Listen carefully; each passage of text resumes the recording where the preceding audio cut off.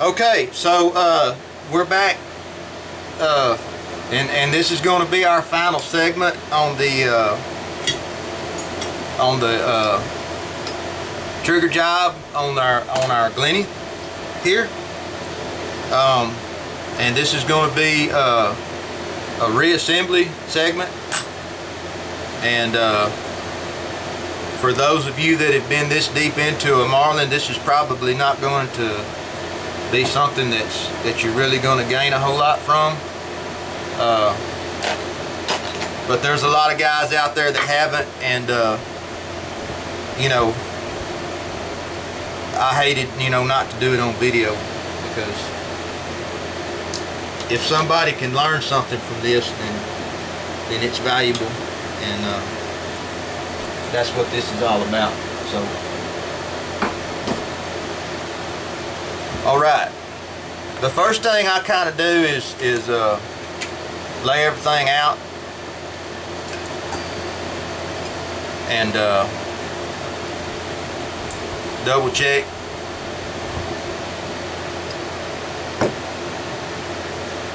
Kind of get my bits sorted out here and all that kind of good stuff. Okay, that looks pretty good. I see, you know, all my parts, and I think we can make a go of it from here if I can find my screwdriver.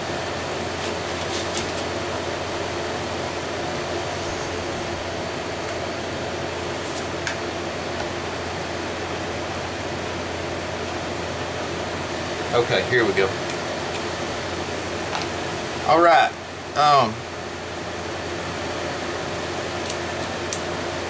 Ranger point load gate.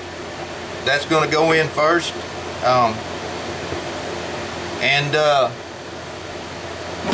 One thing, once you've been into one of these, you know, this deep, you kind of want to make sure that you got all of your filings out and so forth. All right. Blue Loctite.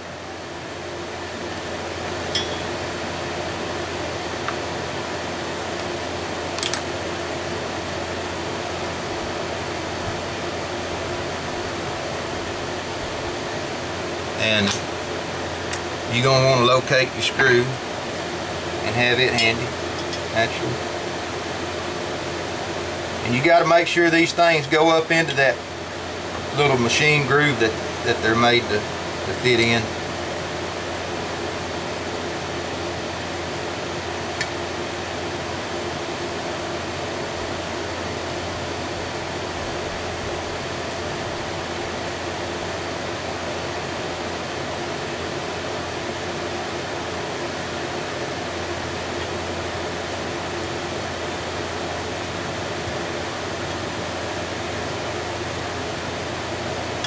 This ain't lining up for some reason. Okay.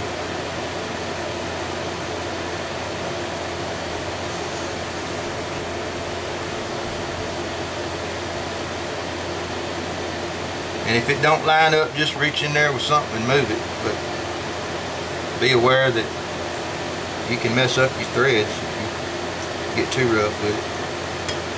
Okay. And this is one that you can really scratch your receiver if you go too far. Alright, that looks pretty good. It's all the way up. It's tight, so we can proceed from here. Carrier.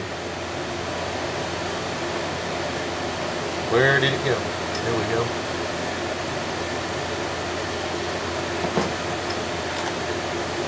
That's the one.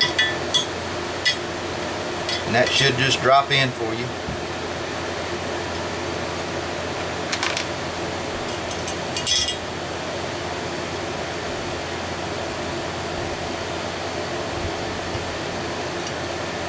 You want to make sure you're using the right bit on your screwdriver and everything.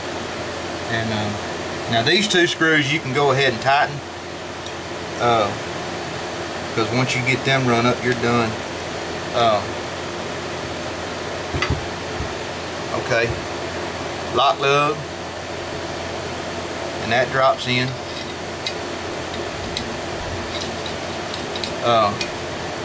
I generally put some oil in here at this point, and I just put 2 or 3 drops on each side, let it run up or down, whatever. And okay, now at this point your hammer goes in,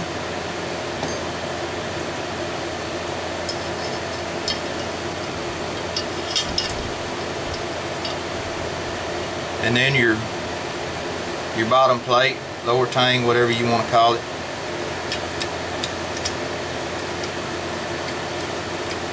And this all kind of has to line up at one time, but I don't worry about trying to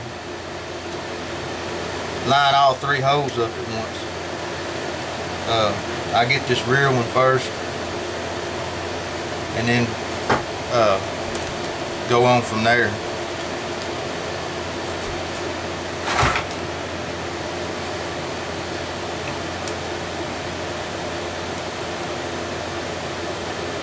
And you can kind of look through there and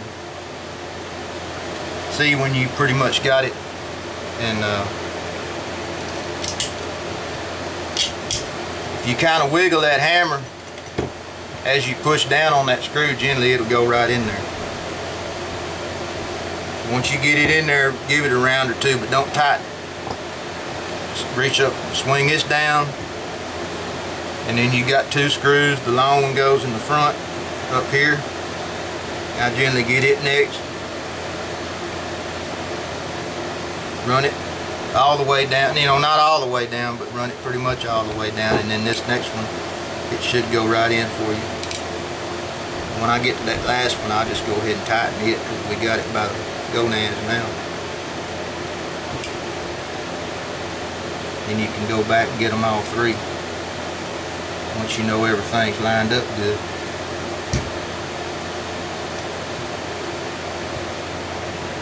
I generally switch to a wider bit, but I didn't.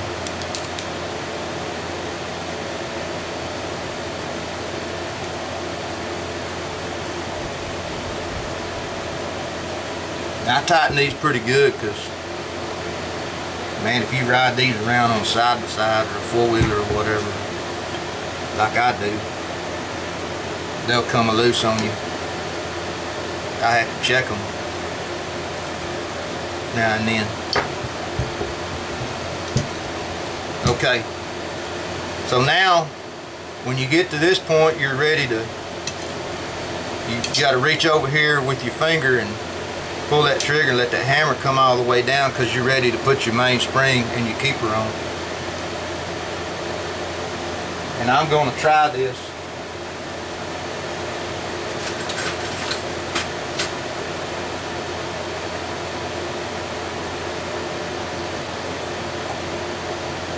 Try to use these.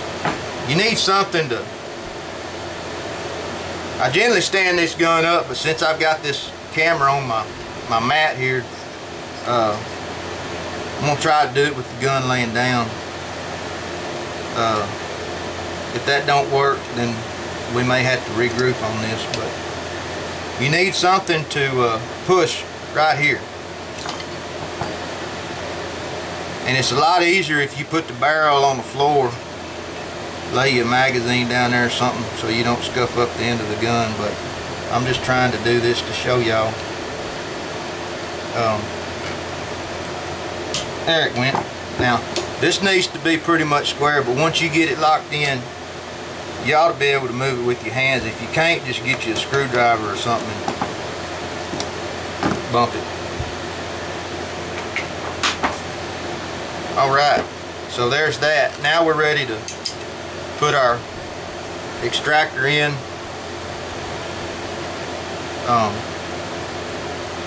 And our bolt. And I just remembered one thing that I didn't show y'all that I do on these. This right here, you know, like we talked about earlier, this runs, you know, in this groove. And I talked about polishing this groove, but one thing that I do also is I'll take a little off the edge of this with some sandpaper, just to make sure that it runs smooth in there. So, and then go back and polish it with your 800 grit. So there's that right quick. Anyway, now I've got a pair of tweezers that I use, and because I've got some nerve damage and I have trouble. I don't have a lot of feeling in the tips of my fingers, so I have to kind of look what I do. Anyway, and you want to look in here first before you even try to. Before you even try to put this bolt in, look in here and make sure this lock lug is not up. And if it's up, you got to reach in there with something and push it down, because you'll be sitting here trying to put the bolt in and it ain't gonna go. Now you got to push the hammer down and just work it real slow. Make sure it gets in that extractor groove, and already I can tell you that just feeling that works a lot smoother than it used to. Okay, so we're ready for a lever now. You run this about halfway up and your lever will go just straight in, just like that. Now I've got one of these fancy Ranger Point quick takedown screws here. There it goes. That's going to make life a lot easier. Alright, there we go. Now I can tell you how, you probably can't see how smooth that locks up, but you know, we talked about cutting one coil off of that and then taking some of the spring out of this safety feature back here, and man, that is smooth. And if it's not enough for you, if it don't lock up enough, you know, tight enough for you, you can take this spring back out and you know, add a little more to it. You know, pull it out with your pliers, put something under it, whatever. You know, you just have to kind of play with things, and you can't be afraid to play with things. And again, you know, just like back here, if that's, you know, if you want a little more spring in that, put a little more spring in it. You know, it don't take 5 minutes to strip one of these guns down. But man, I can't tell you how smooth that is. You just have to be here.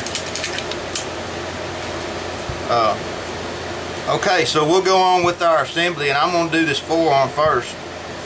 And I've got a few tricks of the trade that I want to share with you on the forearm, and hopefully it'll be beneficial to you. The first thing that I want to tell you about is, you might see this shiny metal inside of here. Wonder what that's all about. Well, I took me a swivel stud and welded in here. Just drilled a hole. I cut the shank of it off and took my MIG welder and spot welded up in here, and then I took my Dremel tool. Everybody needs a Dremel tool.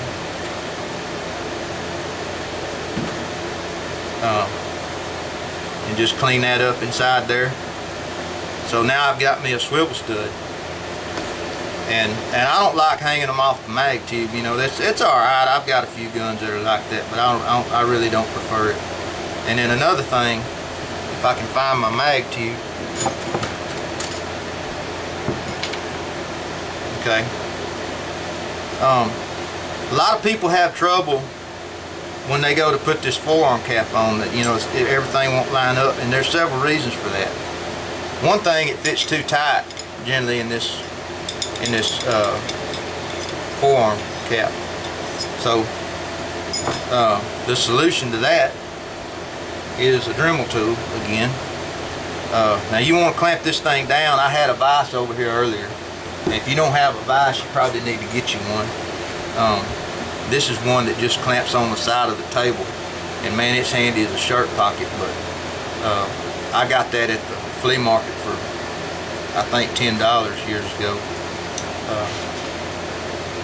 No telling how old it is, but they might make a new one like that somewhere.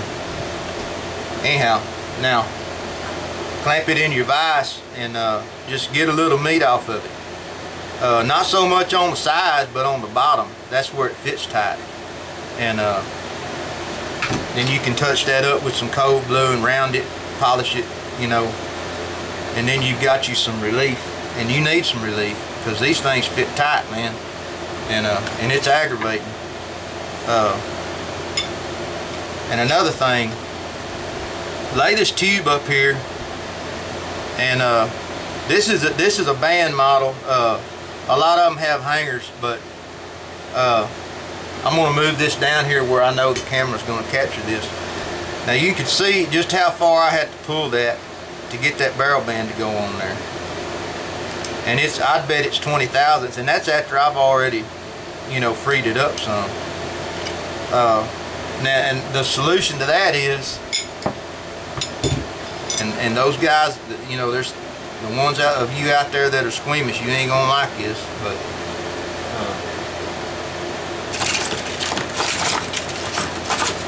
if I can find my diamond file, I'm gonna show you what I do. Where the area of contact where this thing fits tight, the source of it is right here on the bottom of the barrel. Now if you look here close, there's a machine groove that they do at the factory, but it ain't enough. And so I take my diamond file and I bring it on out, so it don't tweak that mag tube and make it fit tight, because there's no sense in that. It's I don't understand, you know, why they made them this way, but that, you know, if you've ever fooled with bolt rifles and, you know, studied about accuracy, anything pushing on the barrel, you know, when you got this barrel band down here that's actually pulling, you know, putting tension on the barrel, that can't be a good thing. So so that's something that I do. I just bring that on back, get some relief, and then touch it up with some cold glue. Same as on the forearm cap. So, and then now there's another thing. On these forearms, they fit too tight also. Everything fits too tight. There ain't no need for it. I mean, I don't want my forearm loose, and I'm sure you don't either, but I don't want to struggle with putting that cap on every time I had the gun apart. Because, you know, once or twice a year or whatever, you're going to have this thing out in the rain, and you're going to need to get the forearm off and clean up underneath there. And especially if you haul a gun around a lot. And so, take your pencil and your 600 grit, and you might even want to start with some 400 grit or 220 or something on this. And this forearm's birch, but man, a walnut's hard as a rock. And it takes, you know, birch, it comes down pretty easy, but, you know, sand in there, because that's another place they fit tight, is right here on this bottom where this rides on the mag tube. And then on either side here where the barrel, and I've already done this one, but I'm just showing y'all, where it contacts the barrel, you can get you some relief there. And then if you have to, you can sand this down. But this is one area where I wouldn't just, you know, go to town with it, because if you get too much there, it's gonna, your forearm is gonna, every once in a while you're gonna feel it move a little bit, and that's not what you want. But the whole idea is to make things fit better and get some relief. You don't want to just, you know, get crazy with it. But anyway, before final assembly, you're going to want to wipe everything down and make sure your hands aren't sweaty when you're handling this stuff, because this is going to be the last time. And another thing I do, I also put me a little bevel on this where it fits up in there easy. And there's a reason for that, but it only works on models. It won't work on a model with a mag hanger, but I'll show you, you know, how I go about it. And it's a lot easier than wrestling with this stuff. Go ahead and put your forearm on first.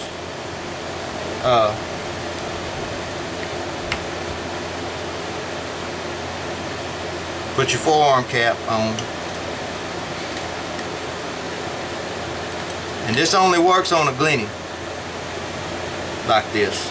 It won't work on a SC that has a mag hanger.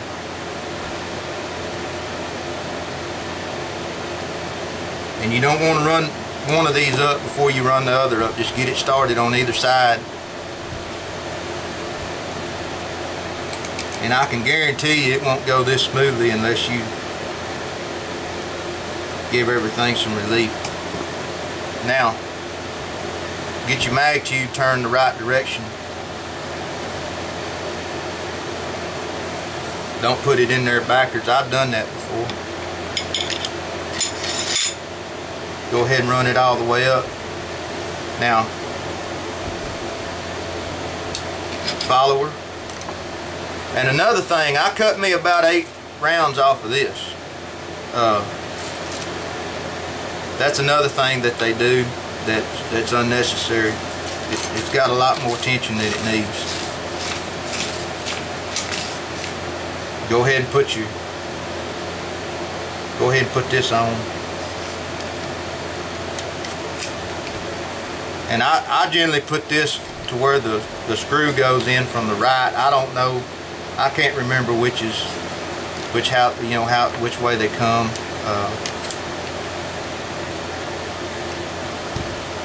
But I think that's correct. But knowing my luck, I'm probably wrong. I don't see that it, honestly, that it matters a whole lot. But. Okay. Now, last thing is you're gonna put your cap on.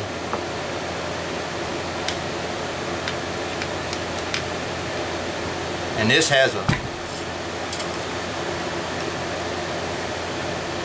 two different threaded holes in it, and one of them's just a little bit bigger, and that's the one that you're going to turn up and line up with this hole in the mag tube.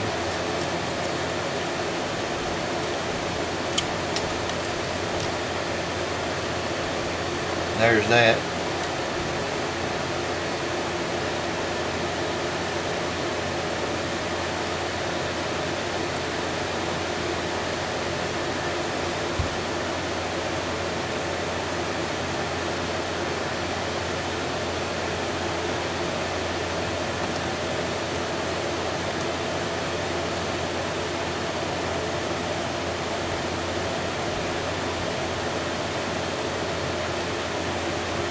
Alright, so now you can go back and tighten everything. And on this barrel band, you don't want to get too crazy tightening that up, because you can cause it to pull on the barrel. Man, I took some guns apart. Somebody's gotten way out of hand with barrel bands, especially RCs. They want to tighten the hell out of that front band for some reason. I don't know what the deal is with it. Okay. So we got everything, you know, and even after I cleared all that, this don't move. So that just goes to show you how tight them things are. They're just overly tight, and it's not necessary. Okay. So last thing is you're gonna put your stock on, give it a bump, and this should go in. Sometimes I hear about people having trouble with it. Generally, if I set it on the table, they'll start.